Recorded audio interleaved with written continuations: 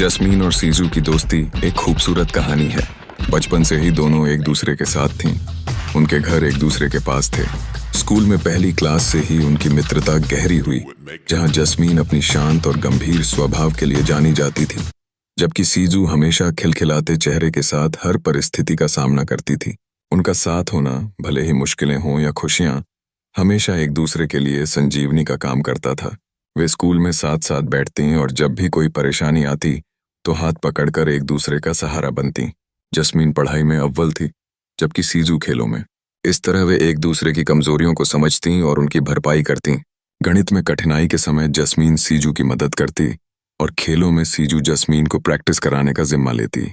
उनकी दोस्ती का यह अनूठा ताना बाना मजबूत हो रहा था। एक दिन जब जस्मीन की मां बीमार पड़ी, उसके चेहरे पर उदासी छा गई। सीजू ने तुरंत समझ लिया और उसके पास जाकर कहा, तुम अकेली नहीं हो, मैं तुम्हारे साथ हूं। और जस्मीन ने उस दिन महसूस किया कि सीजू केवल एक दोस्त नहीं, बल्कि उसका परिवार है। समय बीतता गया और दोनों ने मिलकर हर मुश्किल और खुशी का सामना किया।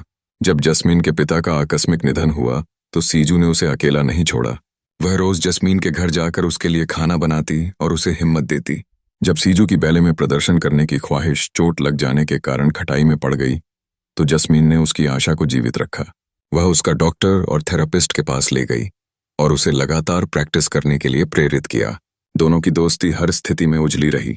जैसे जैसे वे बड़ी होती गईं, जस्मीन ने अपनी पढ़ाई में सफलता पाई और सीजू ने अपने बैले के सपनों को सच किया।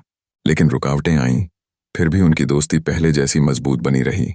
एक दिन पार्क में बैठकर बात करते समय जस्मीन ने कहा, तुम्हारे बिना मैं ये सब नहीं कर पाती।